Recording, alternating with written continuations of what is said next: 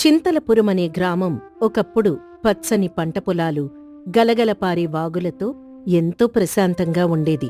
ఆ ఊరి నడిబొడ్డున వీరబాబు అనే వ్యక్తి ఒక చిన్న భోజనశాల నడిపేవాడు.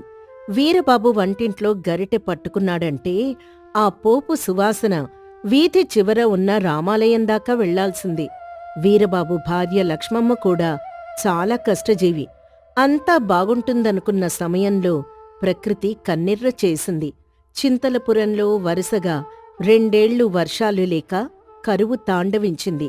ఊరి జనం బతుకుతెరువు కోసం ఒక్కొక్కరుగా పట్నం వైపు వలస వెళ్లడం మొదలుపెట్టారు.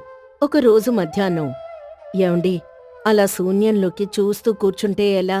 ఊరంతా ఖాళీ అయిపోతోంది. మనం ఎంత బాగా వంట చేసినా ఇక్కడ మన వంట తినే నాథుళ్లేడు. ఆఖరికి మనం వండుకోడానికున్న గుప్పెడు బియ్యం కూడా ఇంకా 1 మాసానికి కూడా సరిపోవు. ఇప్పుడేం చేద్దామండి?" వీరబాబు నిట్టూరుస్తూ, "ప్రకృతిలా కన్నెర్ర చేస్తే నన్నేం చేయమంటావు లక్ష్మమ్మ? ఈ చిన్న భోజనశాలి మనకి జీవనాధారం. 30 ఏళ్లుగా ఇక్కడ గరిటె తిప్పాను. జనం లేకపోతే ఈ విద్య ఎవరికోసం వాడాలి? నా కళ్ళు ఆ వానమబ్బుల కోసం చూసి చూసి అలసిపోయాయి. ఈ పుట్టిన గడ్డను, ఈ మట్టిని వదిలి వెళ్లాలంటే నాకు మనసు రావడం లేదు."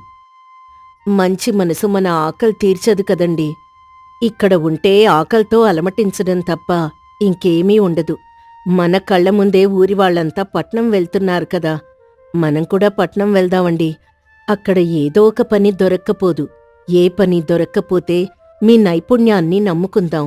ఇక్కడ కూర్చుని ఏడవడం కంటే పట్నం వెళ్లే సాహసం చేయడమే మేలు. పట్నంలో మనల్ని ఎవరు ఆదరిస్తారు లక్ష్మమ్మ? అక్కడ అన్నీ ఆడంబరాలు, ఆర్భాటాలే ఉంటాయట. మనలాంటి పల్లెటూరి మనుషుల భాష, వేషం అక్కడ ఇమడగలవా? అక్కడి భోజనశాలల్లో యంత్రాలతో వంటలు చేస్తారని విన్నాను. మన మీద మనకి నమ్మకం ఉండాలండి. ఎన్ని యంత్రాలు వాడినా అవి రుచినివ్వలేవు. మనిషి చేతికున్న మమకారం వంటకు రుచినిస్తుంది. ఆ పని యంత్రాలు చేయలేవు. మీకు వంట విద్య తెలుసు కదా, అది ఎక్కడికి వెళ్ళినా మనకన్నం పెడుతుంది. నా మాట వినండి. మనకున్న పాత పాత్రలు, గుడ్డలు సర్దుకోండి. రేపుదయమే మనం పట్నం బయలుదేరదాం. వీరబాబు మొదట సందేహించిన పరిస్థితి చూసి భార్య మాటకు సరే అన్నాడు.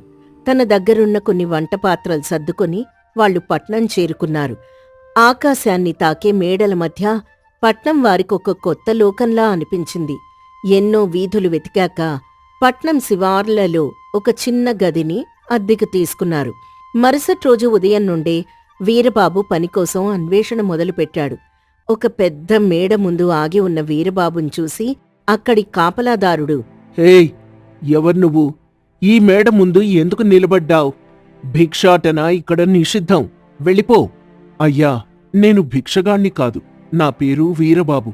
మా ఊర్లో కరువు రావడంతో పట్నానికొచ్చాను.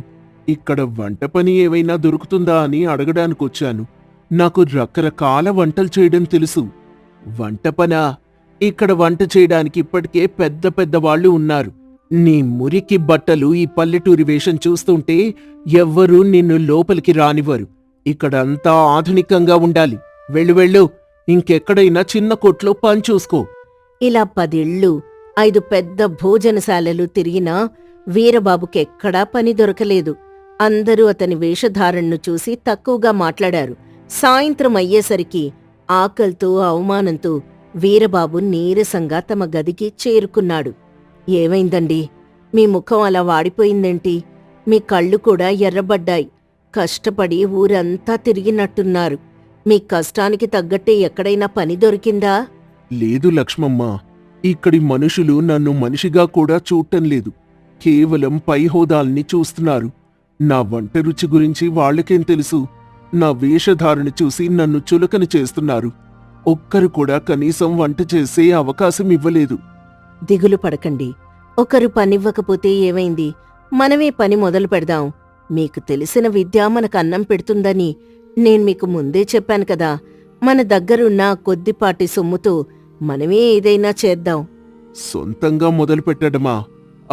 ఇక్కడ ఒక చిన్న భోజనశాల పెట్టాలన్నా కొన్ని వేల రూపాయల అద్దె అడుగుతున్నారు. పైగా ముందుగానే సొమ్ము కావాలట. మన దగ్గరున్న కొద్దిపాటి సొమ్ము ఈ గది అద్దెకే సరిపోదు. ఇక భోజనశాల ఎక్కడ పెడతాం? మనం మేడల్లో భోజనశాల పెట్టాల్సిన పనిలేదండి. మన గది పక్కనే ఆ పెద్ద మర్రి చెట్టు ఉంది కదా, దాని నీడలో ఎంత చల్లగా ఉందో చూసారా? అక్కడే పోయి రాజేద్దాం. నేను కూరగాయలు తరిగిస్తాను, మీరు వంట చేయండి. 10 మందికి తక్కువ ధరలో మంచి పల్లెటూరి భోజనం పెడదాం. ప్రకృతిచ్చిన నీడ ఉండగా మనకు పెద్ద పెద్ద కట్టడాలెందుకు చెప్పండి? చెట్టు కింద వంటలా? తినడానికి ఎవరైనా వస్తారా లక్ష్మమ్మ? పట్నం వాళ్ళు ఇలా రోడ్డు మీద కూర్చొని తింటారా? వాళ్ళకి తినడానికి బల్లలు, కుర్చీలు కావాలి కదా. రుచి ఉంటే మనిషి ఎక్కడికైనా వస్తాడండి.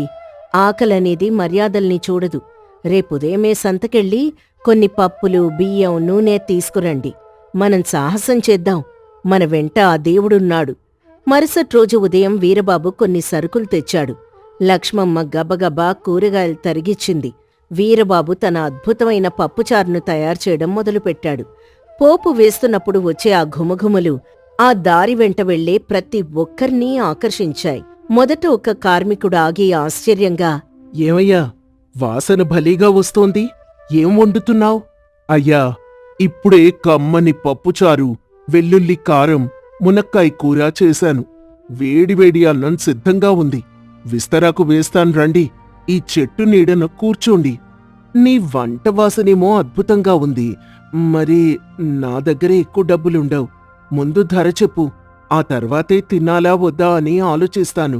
మీరెంత ఇవ్వగలిగితే అంతే ఇవ్వండి బాబూ. మీరు కడుపు నిండా తింటే నాకదే 10,000. ఆ కార్మికుడు భోజనం చేసి కళ్ళు తెలేశాడు. అబ్బో, నా జీవితంలో ఇంత రుచికరమైన పప్పుచారు తినలేదు. ఇది వంట కాదయ్యా, వంట కాదు, అమృతం అని కేక వేశాడు. ఆ భోజనం చేసిన కార్మికుడు వెళ్తూ వెళ్తూ దారిలో 10 మంది మిత్రులకు ఆ భోజనం రుచి గురించి చెప్పాడు. మధ్యాహ్నం అయ్యేసరికి ఆ చెట్టు కింద 10 మంది, 20 మంది అలా పెరుగుతూ వచ్చారు. వీరబాబు వంటల ఘుమఘుమలు ఆ ప్రాంతం అంతా పాకాయి. వారం గడిచేసరికి పరిస్థితి పూర్తిగా మారిపోయింది. ఒకరోజు ఒక పెద్ద అధికారి వీరబాబు దగ్గరికి వచ్చాడు. వీరబాబు గారు, నేను గత 3 రోజులుగా ఇక్కడి వంటల గురించి వింటున్నాను. మీరీ వంటలో ఏం వేశారు? పెద్ద పెద్ద పేరున్న భోజనశాలల్లో కూడా ఈ రుచి దొరకడం లేదు. ఈ పప్పుచార్లో ఏదో రహస్యం ఉందండి. రహస్యం ఏమీ లేదు బాబూ. ఇది పల్లెటూరి ప్రేమ. మా లక్ష్మమ్మ తరిగిచ్చే తాజా కూరగాయలు, నేను వేసే సరైన పోపు, అన్నిటికంటే ముఖ్యంగా కట్టెల పొయ్యి మీద వండటం. అంతే బాబూ. ఆకలి తీరిన మనిషి ముఖంలో నవ్వు చూస్తే వచ్చే ఆనందమే నాకసలైన రుచి. వీరబాబు మాటలకి ఆ అధికారి సంతృప్తి చెంది అక్కడ తృప్తిగా భోజనం చేసి వెళ్ళిపోయాడు. చూశారా అండి, నేను చెప్పింది నిజమైంది కదా. ఈ చెట్టు కింద వంటలే వాళ్ళందర్నీ మన దగ్గరికి రప్పిస్తున్నాయి. మేడల్లో లేని రుచి ఈ చెట్టు నీడలో ఉంది. ఆడంబరాల్లో లేని రుచి మన వంటలో ఉంది. అవును లక్ష్మమ్మ, కానీ వచ్చే జనం విపరీతంగా పెరుగుతున్నారు. ఒక్కణ్ణే వడ్డించడం, వండటం కష్టమవుతోంది. నువ్వు కూడా అలసిపోతున్నావు. నా దగ్గర ఒక ఉపాయం ఉందండి. మన ఊరు నుండి పట్నం వచ్చిన వాళ్ళు చాలామంది ఇక్కడ పనులు దొరక్క కూలి పనుల కోసం ఇబ్బంది పడుతున్నారు. వాళ్ళకి మనం ఉపాధిద్దాం. వాళ్ళు మనకు సాయం చేస్తారు. వాళ్ళకి మనం జీతం ఇద్దాం. వీరబాబు తన గ్రామం నుండి వచ్చిన 4 యువకులను సహాయకులుగా పెట్టుకున్నాడు. ఆ చెట్టు కింద వంటల పేరు పట్నం మొత్తం మారుమోగిపోయింది. ఎక్కడో ఒక చిన్న అద్దె గది కోసం ఇబ్బంది పడిన వీరబాబు ఇవాళ వందలాది మందికి అన్నం పెట్టే స్థాయికెదిగాడు. తన కష్టాన్ని, భార్య తెలివితేటల్ని నమ్ముకున్న వీరబాబు జీవితం ఆ మర్రి చెట్టు నీడలో పచ్చగా కళకళ్లాడింది. పట్నం ప్రజలు అతన్ని గౌరవంతో చెట్టు కింద వంటల వీరబాబు అని పిలుచుకోసాగారు. ఒకరోజు సాయంత్రం వ్యాపారం ముగిశాక వీరబాబు, లక్ష్మమ్మ ఆ మర్రి చెట్టు కింద కూర్చొని తమ ప్రయాణాన్ని గుర్తు చేసుకున్నారు. లక్ష్మమ్మ, ఆ రోజు నువ్వు పట్నం వెళ్దామని పట్టుబట్టకపోతే ఈ రోజు మనం ఊర్లో ఆకలితో అల్లాడిపోయేవాళ్లం. నా వంట విద్యని నేను తక్కువగా చూసుకున్నాను, కానీ నువ్వు దాని విలువను గుర్తించావు. ఈ చెట్టు మనకు తల్లిలా నీడనిచ్చింది. మీలోని నైపుణ్యం మీకు దేవుడిచ్చిన నిధండి. సరైన సమయానికి సరైన చోట దాన్ని వాడుకుంటేనే ఫలితం ఉంటుంది.